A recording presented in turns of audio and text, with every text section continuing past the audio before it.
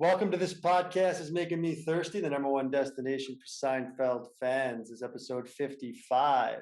Our guest tonight is a producer who began his career in the entertainment business as an actor at age 5, with over 100 national commercials, film, and television credits to his name, including Webster, Coach, and Felicity.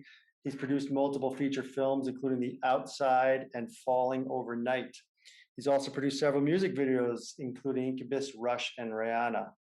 And above all else, and why he's here with us tonight, he played Steven Koren in the season 8 classic Seinfeld episode, The Buren Boys. Please welcome Jed Rhein. Jed, thanks for joining, man.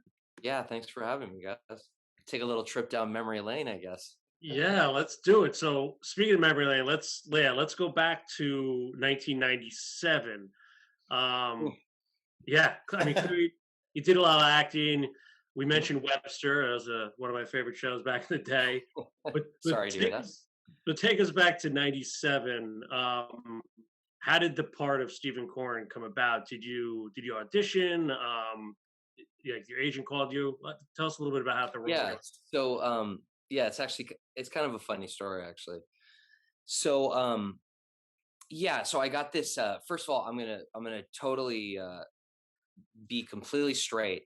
So I had really never watched an episode of Seinfeld to the point when I was auditioning for this. It was the number one show in America. I knew that. I'd heard of it, obviously, but I just never really watched it at that point. So I didn't watch a lot of sitcom at that time, even though I did a lot of guest stars on sitcoms. So it wasn't even my thing, like as an actor, to even try to like catch the cadence of like the comedy. I didn't like doing that. I always authentically tried to bring a part of me to it. And, if it ended up booking roles, I booked roles. And if not, so I wasn't trying to like fit into some mold. So I really knew very little about the show, except for that I knew it was a show about nothing, pretty much. Interesting. So I got this audition, and it was a straight to producer session. And for the audience that's listening, a straight to producer session just means that you're skipping the original audition, which is like with the casting director. And then if a casting director thinks that you are potentially right for a part, they bring you into a producer session. So this was straight to a producer session. So I knew it was like this, and I was either probably gonna get booked or whatever, right? So the funny thing was, so when I walked into a room, usually I'd walk in, and I had a thing about being personable, like shaking people's hands, looking people in the eye, just like saying what's up. And I remember the casting director, it was Jeff. Is it Jeff Greenberg or Jeff Greenfield? I can't remember his last name. Hirschfeld? Yes. Okay. So when I walked into the room, I turned and I saw Jeff sitting. He was sitting right there, and I had read with him many times in the past. I think it's Mark Hirschfeld. Mark. Yes. Thank you. It's been a long time. Of course, yeah. We talked to a lot of guest stars on Seinfeld, so we know we hear about Mark a lot. Hirschfeld. I also have been outside of the acting game like that for quite some time. Right. I whatever. So I'd walked in the room and I saw him sitting there, and I turned to shake his hand, and I looked up and I saw a sea of people, including Jerry, sitting right in the middle of the room. And that was really abnormal. Like, to see him participating in a producer session for a lead guest star on a show is really not normal for a guy like him. He usually, at that point, we're in the 9th season, I think, like he doesn't, it took me 8. Yeah. It took me aback for a second. Yeah. He has his hand in everything. That's the thing, right, man. That's what we're hearing from. He's right. So I went, he really was a part of every probably decision made on that show, which is a big reason why that show was such a successful, such a big hit. So I was shaking Mark's hand, and I looked up and I see Jerry sitting over there, and I see all these other people, and I literally froze. And I felt that moment of awkward. Like, I can't fucking shake all these people's hands. There was like 20 people. The whole writing staff was in there. I mean, it was almost like, what the fuck? Like, I've been in so many producer sessions in my life, and I've never seen so many people, including the star and creator of the show, sitting in the room. And I stopped and I looked, and I just went like this. and everybody starts laughing. You Everybody do starts that laugh in laughing, the and scene. You do that wave in the scene yes, when you but walk into a Wix and office. it was not even it was one of those things where, you know, this role, I guess, was kind of a meant to be situation, not knowing any of Jason Alexander George's mannerisms, the character on the show. They basically, I found out later that what I did is exactly what George would have done. Exactly what George would have done. Same Yeah. awkwardness, same, you know, kind of thing. And I wasn't even thinking about it. I literally was having a real moment, like going, fuck, I can't shake all these people's hands. Like, so anyway, so they all started laughing and I'm like, why are they laughing? And from that point, it was just kind of it was like in the palm of my hand. I could not screw it up. I just could not screw it up. So Jed, so 1997, how old were you then when you got that part? 20, 24. 24? Yeah. Wait. You said it was 97? Yeah, Yeah. 97. 20. I was 20. All right, so yeah, we're around the same age. So it's funny, you knew, like, you didn't watch the show, but you kind of knew the presence, and you knew who Jerry Seinfeld was clearly. Of course, no, I knew who they all were. Right. I mean, like these guys were all like their household at that point, you know. So, and it's not that I had seen the show. It wasn't that but I just did not watch it like regularly. I'd caught glimpses of it, but you know, yeah. So, you know. Yeah, and you were, like I said, we're right around the same age, and we got into it when we were probably around like 11 or 12 when it started on Wednesday nights, and just, you know, it was an adult show, but it resonated with in whatever capacity. So, but yeah, that's really interesting that you kind of cut the line, if you will, went right to the producers cut, like you said. So those guys are in the room. Did you have to do a reading? Like, oh yeah. No. I had to do, if I remember right, I think we did I think 2 of the scenes, you know, but as you guys like, I'll tell you another story about this. So when I booked this, it was supposed to be 5 episodes. So what the whole thing behind it was, George was going to adopt me. So that's how this kind of started. What? Really? Adopt? Yes. So you went in thinking you were going to do 5. This part might be for 5 episodes. They didn't contract me for 5. Okay, but they were talking. The idea is that they were talking that it was going to be reoccurring. Oh wow. So, and that George was going to adopt me, and I was going to become his son. So, but the thing was, what was interesting, and this is kind of a little inside dirt, I guess, if you want to say. So at that time, they were in big contract negotiation. So everyone on the show, I think they were negotiating for like $1 million an episode at that point. Yeah. And what I had heard is that some, and I don't know who, but they were really sick of these guest stars that were coming on the show and getting a lot of notoriety on the show. You know, that this was, I mean, you had the soup Nazi, you had Elaine's boyfriend. I mean, this kept happening. Elaine's boss, John Peterson, or whatever, he was in my episode too. Yeah, but this was happening a lot. So what I had heard is the kibosh got kind of put on it because they were trying not to have too much more of this. And if you notice in, I think the season 9 and the last one, they didn't do a lot of introduction of characters in that way, if I remember right. It's interesting, yeah. And I think the beauty and the brilliance of the show, and you just touched on it, was to let the guest stars shine. We had John O'Hurley on from the Van Buren Boys, and he was awesome. He was great in your episode. Elaine, it's just a place to flop. That's a great line. So that I never forget his way, man. He was a funny dude. So that's interesting. So I just wanted to know what to ask you since now we're talking about it. So all of your scenes were with George as far as the main 4 go. But from what we've heard from the guest stars, you're pretty much on the set all week and able to kind of watch everything. So curious what you picked up on, the scenes you weren't in, maybe with like you said, with Peterman or with Kramer or Jerry or Elaine, or, that you weren't in. What was funny about that show in particular is that, so the fans are rabid. Like there is, out of all the guest stars I did on different sitcoms and shows, I had never seen an audience so ready to laugh genuinely. And this is live taping with a live audience, and it was really actually an amazing experience. To this day, it's probably my favorite. Not because of the success of the show, not because of there was a lot of people that watched it, and still to this day, I mean, look, I'm sitting here with you guys, so it's like kind of a funny thing. Most jobs are not like that.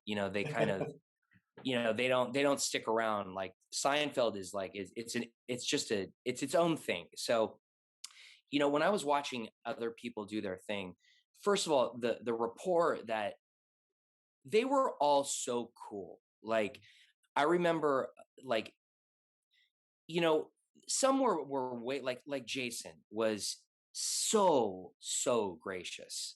Like he came out, and I remember he was like sitting with some of the other kids that had one-liners, and that were not had as big of a part on the show. He would be out talking to people, and just and that not to say that there are people in our business that are like that, but he was really just a class act. And like he was telling stories about Broadway and all kinds of stuff. And he was just a very gregarious, good dude, and I'll never forget that. He made me feel extremely comfortable, and just they all, like even Jerry, they all made me in particular feel so welcomed and so part of their process, and gave me a freedom to do what I did, which is really cool. Yeah, watching other scenes and just kind of seeing this show that I wasn't so familiar with, but I got it. And the funny thing I didn't say, like before I had audition, I'll tell you guys, like, so when I read the material, not being so familiar with this show, I read it and I was like, what's the deal with this? Like, this is the number one show in America. Like, Wow. I was like, this is not funny. Like, this is not funny, because on paper, it's not. It's not funny.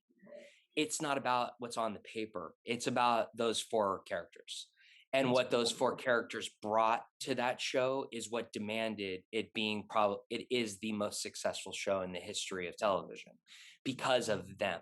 And once I saw how the tone and what they were like, I got the humor immediately. I got the rhythm of it immediately. Like it was almost like I just gelled, because it fit in my keeping it real style of what I did. Like it was not like that was not coming on and being like gumming over the top. It was like you come on, you be yourself, and that's kind of how they were too. I think they were all kind of playing versions of them, to a degree. But, Yeah. yeah. Where'd you grow up, Jed? I'm just curious. I'm born and raised in LA. You're an LA guy. So this aired in February of '97. Like, how did your family, your friend, how did everyone react after this show aired? I mean, your life must have dramatically changed, Well, right? It's the number one show on television. no, you know what? No. The truth is, no. My life did not drastically change. I mean, I'd been doing this since pretty much I can remember. And the thing that for me, and it's just my own personal thing, I had family that was big fans. Like my brother was a big fan of the show. My sister probably could have cared less. I mean, seriously, she probably could have cared less. I don't even know if she ever watched the show. But my brother, still to this day, he still calls me every time not every time, but when there's a rerun on, he's like, "Your rerun's on." I mean, this is one of the craziest rerun episodes of all the shows. Like, I can't tell you, like, this is crazy that it's still going to this day. Like, to a degree that it is pretty insane. But my brother, I think, and I had friends that were, a lot of people obviously knew about the show, so there were a lot of people that were stoked. I mean, like they were like, dude, this is so amazing. And to me, it was a job. Like I was a professional at this. So, I take them all in stride. I can't let it like, it almost surprises me to this day, actually, when people like recite my lines to me from the show, like, and they're like, and I look a lot different than I did when I did the show. I was just coming off of a movie where I was playing a young Timothy Busfield. So they dyed my hair, you know, and like I had like this reddish kind of hair going on. I don't wear glasses. They wanted me to look more like George, so they put glasses on me. So the idea in the beginning really was that they wanted me to look more like him, you know, and be more like him because he was going to adopt me and I was going to be like the perfect puppet, George puppet, basically. So Yeah, the glasses were the exact same glasses that George wore. exactly. So the whole adoption piece, circling back to that, like, was that ever was that in the original script and they took it out because of No, no, it was really what my agents had told me is that that this was looking at like this was like a 5 episode deal and potentially could have been more. But it just didn't go that way, which was totally okay. I had such a amazing time just doing this one. It was really an experience as an actor. Like there actually was never a job that was quite like this, really quite like this. This, you know, your scenes obviously are amazing when you make up the chess player and then you kind of just mumble it under your lips and Right. things like that. Curious, like you know, we talked to other guest stars. Some of them said they kind of went off script and they got to ad lib a little bit. Others said that they stuck to it because it was written so well. Just kind of curious, your play with George there. Some of those scenes you had were just you know, how they went, and was there any type of ad lib going on there, and sort of You know, that was scripted. So that was completely scripted. My my delivery of the no yeah. that thing was that was a choice I made from the audition. I had made that choice from the audition. Don't ask me why. I don't know. It just made sense to me at the time because I didn't know what the fuck I was talking about. Like Right. the character doesn't know what he's talking about. Jed Rhein? What's that? What did you actually say? It's a real person. Nasterkoff is the Oh, really? person's name. I think he's a real chess player. I think. I actually have never confirmed this to this day, but I think that Nasterkoff was a real Russian chess player because he asked me, "Who's your favorite chess player?" Right. And Yeah. so I think that, like, I think it's a real person, but I thought it would be funny if I just made it inaudible, like basically Right. I like you know, like something that sounded, but it was written like that, and I think it probably had some degree of action to it that said, you know, coughing or something like because he didn't want to get, you know, Right, get caught saying it. flying here to try to Right. get the scholarship. So That's George. You're doing George, basically, like you said. You're right, basically doing right, George at that point. right. So it just made me think of something when you were doing that, when you're saying that. Oh, so another great line is George says it, but about you, you know, solid C student, not showing off, not lagging behind. Right. That always got me. I'm assuming that's what you. I'm not assuming. I guess I'm asking. You know, to get into that character's mind of, like you said, he's lying. He's trying to get this scholarship. He's not. He has no reason to be there. Everyone else before him has all these credentials, and he walks in like. Is that what did you like stick with? Like, how did you picture this guy, Steve Koren, as an act? Like when you were going into the role, is it just like? Well, it was, you know, I knew that it was like it was a front, you know, like it was to play this thing like a real manipulator, basically, trying to get this scholarship is all it really was. So, you know, not a lot of thought. It just, you know, it played so easily into like this representation of like kind of nerdy, which is not really my personality at all, but kind of like a little like, you know, not a little awkward, a little uncomfortable. But you see, like what was interesting, like when I did the boardroom scene with oh my god, I'm forgetting his name. He's great. Wick. Yes, but what's his Oh, real name? Davison, I think. James. Yes. So when I did that scene, you see the more of me, which is a little more gregarious, a little more like confident, Yeah. you know, like overt, City planner. you know, yeah, like city, like I'm like I, you know, let me tell you, you know, like all of a sudden that's when the switch happened where Jason's character was like, wait a minute, like, you know. Right, and prior to that, you were it was so natural, like you were just a typical 20-year-old kid who like kind of got like caught in a candy jar, and he's like, "Oh, I didn't mean it," you know. So Right, just right. incredible delivery on kind of both sides of that, and obviously you were so distraught you joined the Van Buren gang. Right. I was wondering, were there any deleted scenes we didn't see that happened? Like maybe a little more No, Buren Boys, or everything was no, nothing got cut. Nothing got cut. That we did. Nothing. wow. And that was, I mean, that was a full packed like guest star, right? We had Oh yeah. this Yeah. the Seinfelds, Morty, obviously. I think it was like five scenes, which is for a guest star on a show that typically that's a lot. That's a lot. Christine Taylor Yeah. was also on the show. Like, Yeah. Christine Taylor. did you Yes. interact with all Yes. those guys, John O'Hurley, like during the week? Well, I'm sorry. Say that again. Did you interact with like Christine Yeah. Taylor, John Yeah. O'Hurley?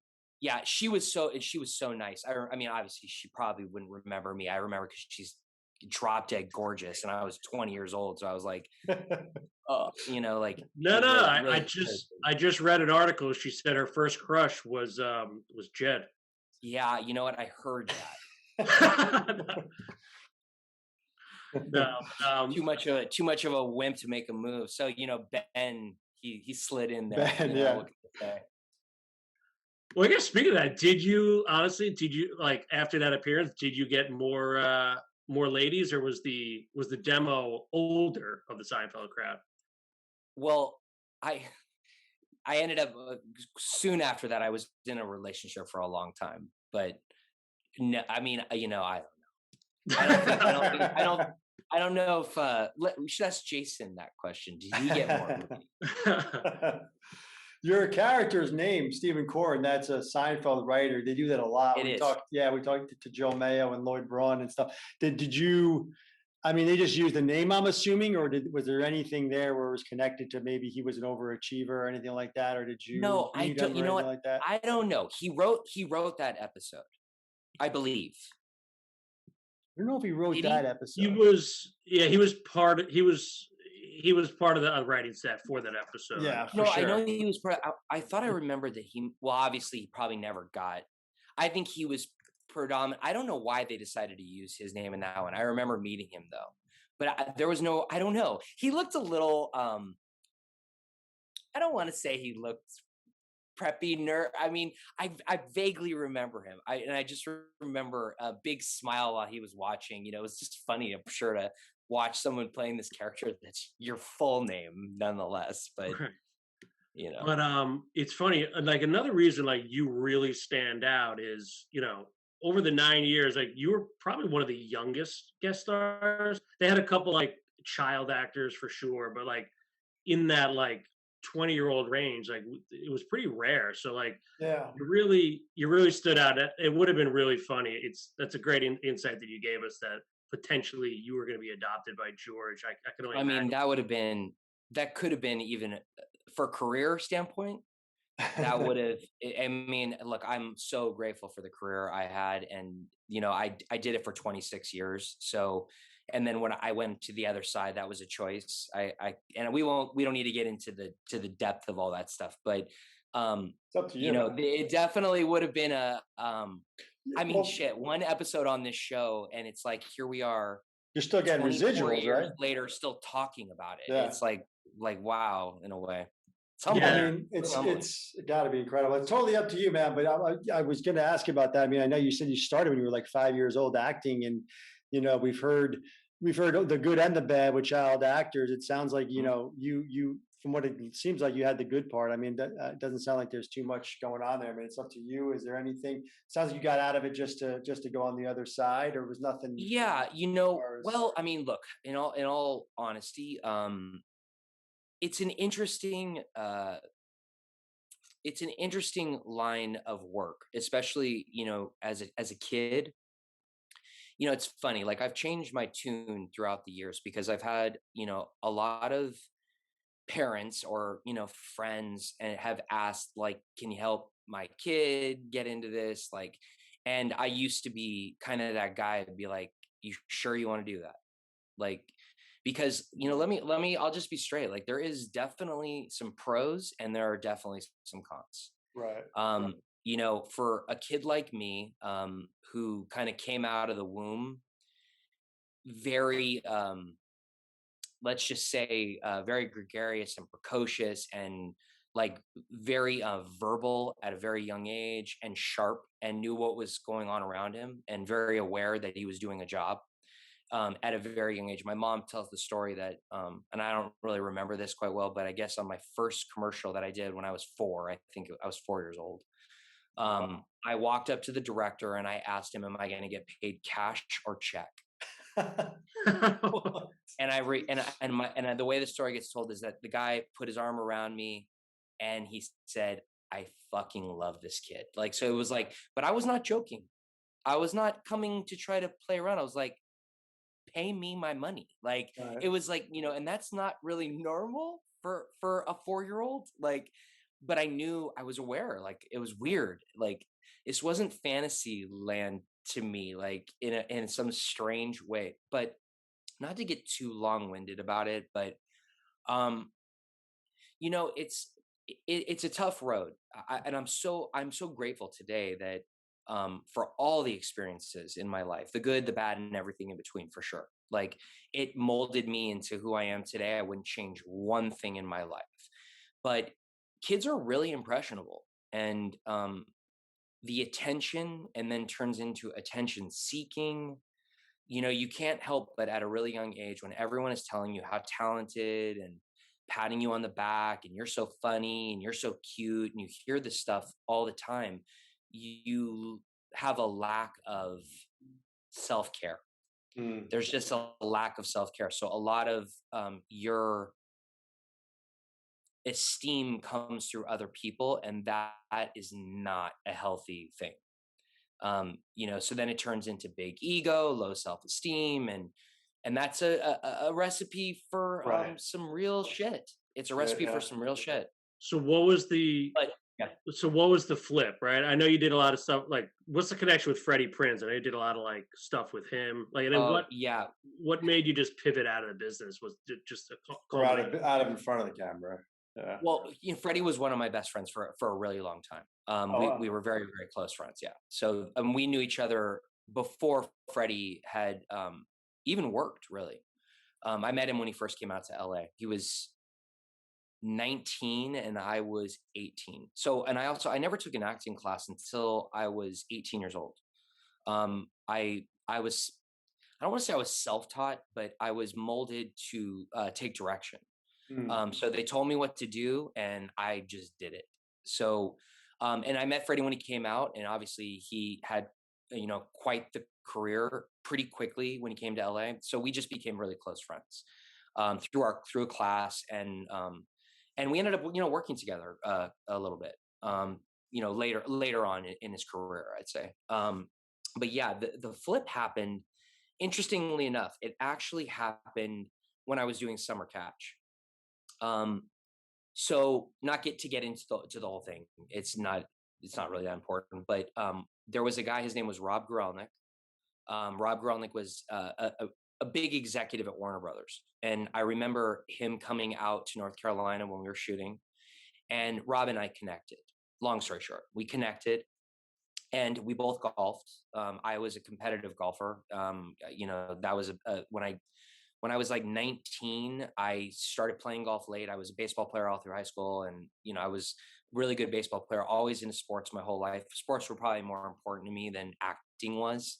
It's probably why I had a good career, because I really did not care in some ways. Like, I'd rather be hanging out with my friends and, playing ball. And, I was just kind of a normal kid in some ways, but not so normal in other ways. But yeah, so Rob and I connected through golf, and Rob opened the door to me.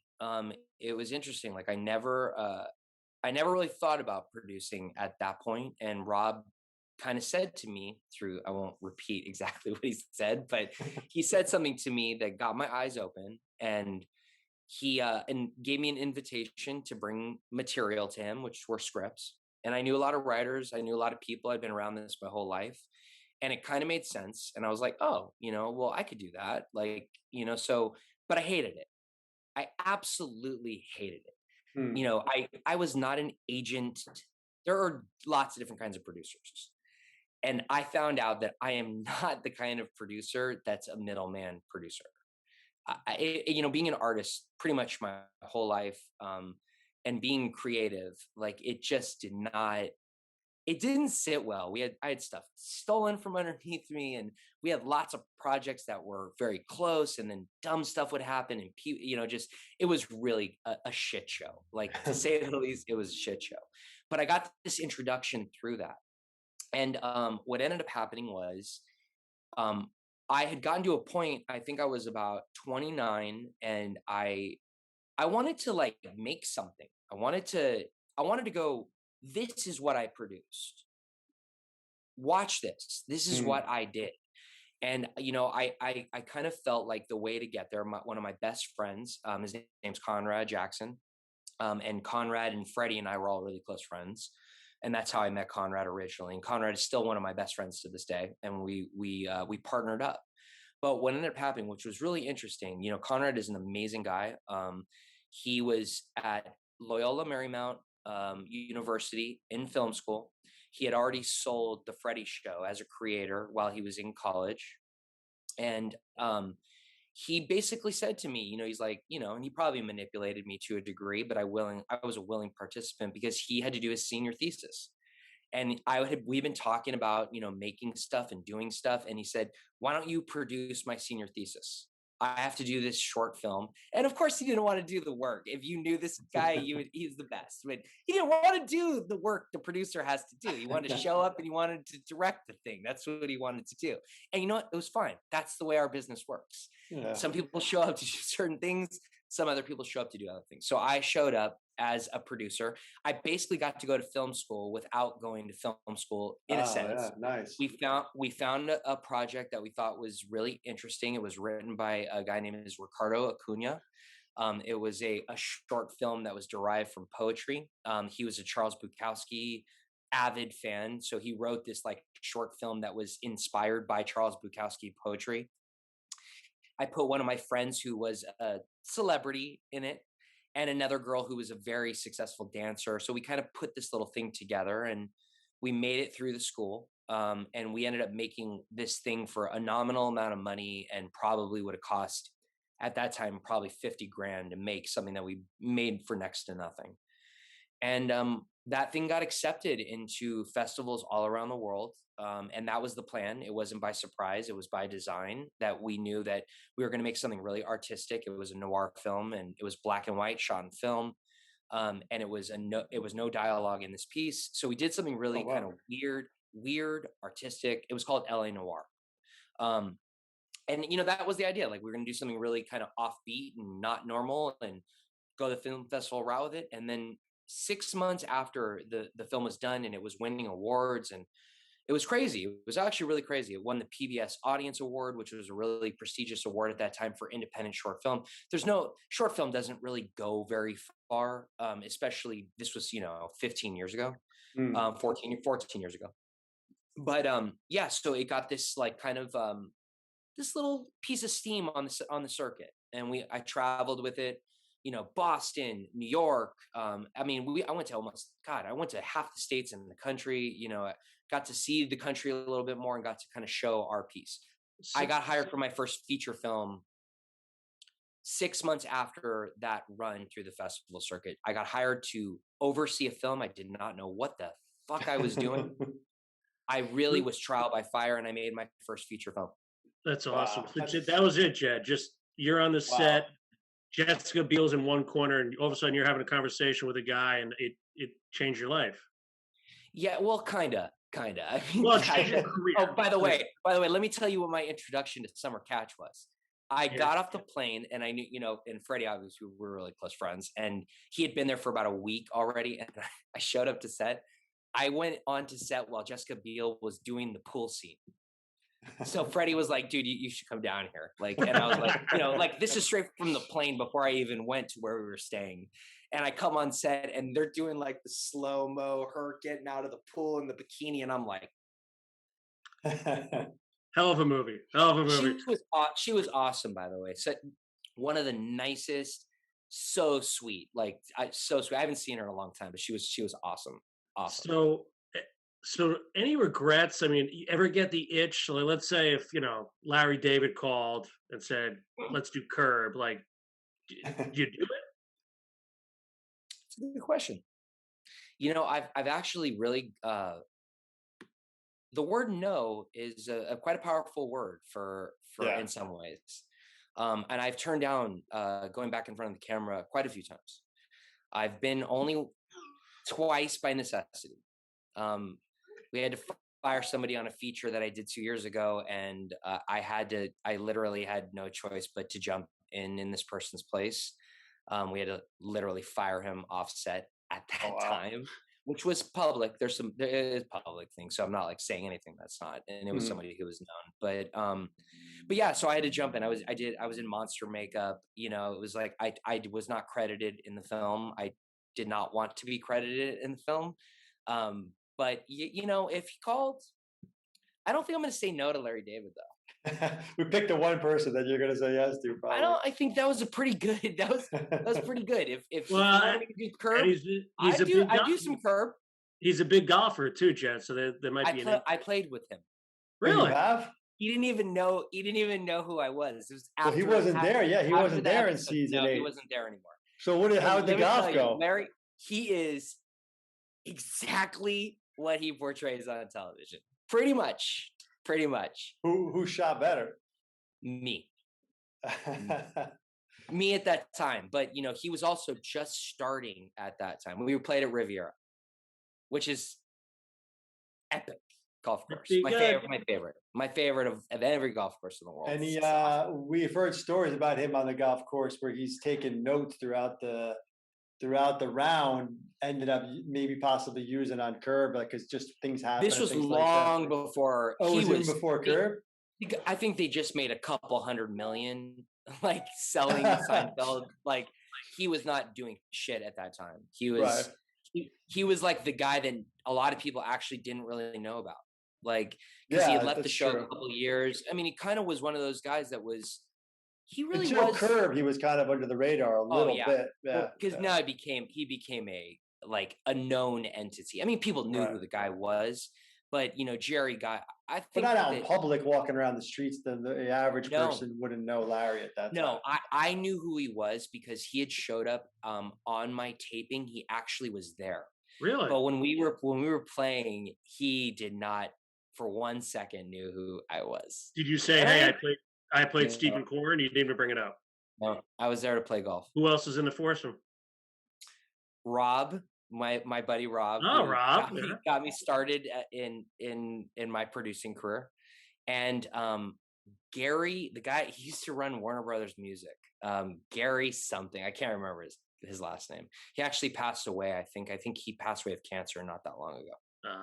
Can't remember his last name though. Nice guy, man. Such a nice guy. Larry was on the set for your taping of the Van Buren Boys? I remember seeing him there. I don't remember if he was there for the actual live. He was there for taping. One of the days you were there. Yeah, sure. He popped in. You're not the first. I think the second or the third one to tell a guest star to tell us after season 7 that Larry was on the set. I never. I remember seeing him, and I'm hoping it's not a figment of my imagination. 20 plus years later, well, like I said, we've heard he's been on the set. I could have sworn that he was there. Yeah. Just stop by. I don't think that they had a falling out. No, not from what we've. No, not from. Yeah, not that I've ever heard or gathered. I think he just was kind of done. Like he was. He felt like the show had run its course. I think. Like you kind of agree with him. I mean, listen. Earlier seasons than later seasons. I've heard a lot of fans say that, that last season was not their favorite. Yeah, but it's to each their own, really. But that's the beauty of the show, and it's guest stars like you, man, that really made the show what it was in our minds. So, thanks again. I beg to differ, but Steven Koren lives, baby. Yes. Thank you so much, Jed. Man, this was awesome. Yeah, this was fun, guys. It was really a surprise to me when you guys had asked, and I thought about it. I was like, you know what? We'll go talk about the show. Fans want to hear, man. This is gonna be a big one, man. The fans want to hear it. This is gonna be a good one. I'm very happy you can come on, man. The dog is awesome too, by the way. Thanks for he's just Thanks He's for all alive, by the way, everyone. Just to let everyone know he's alive. and just thanks for all your insight into what it took to get you there as a child actor and what you do now. It's a testament to you. So carry on. And all you Thanks, people, I'll Jed. just say this: like anybody out there aspiring, wanting, dreaming, you just follow them and go for the gold. You know what I mean? Don't. There's no reason, even as a kid, if this ends up in where you're trying to go, if it's meant to be, it'll be, and it all works out for the best. Follow your dreams, follow the inspiration. Live life fully, love your life. You know what I'm saying? Awesome, Amen. Jed. Thank you so much, man. Yeah, Well guys. said. Thank you Jed. so much, Yeah, gents. Take Appreciate it easy, man. it. All right, boy. All right, later. Okay. Take good care. You too. Bye.